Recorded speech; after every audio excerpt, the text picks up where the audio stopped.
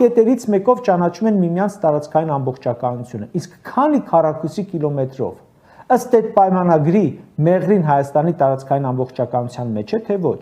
Ջերմուկը կամ էլ Սև լիճը կամ ինչ խաղաղության պայմանագիր, եթե նրա մեջ չկա գերիներին առանց նախապայմանների վերադարձնելու հարց։ Այնտեղ ունես գերիներ, դատապարտվածներ, այս պահին դատվող հայրենակիցներ, այդ ինչ խաղաղության պայմանագիր ես կնքում առանց մեր քաղաքացիներին տեր կանգնելու, որ Իսրայելն ու Պաղեստինը հրադադար էին հայտարարում, առաջին պայմանը գերիների հարցն էր։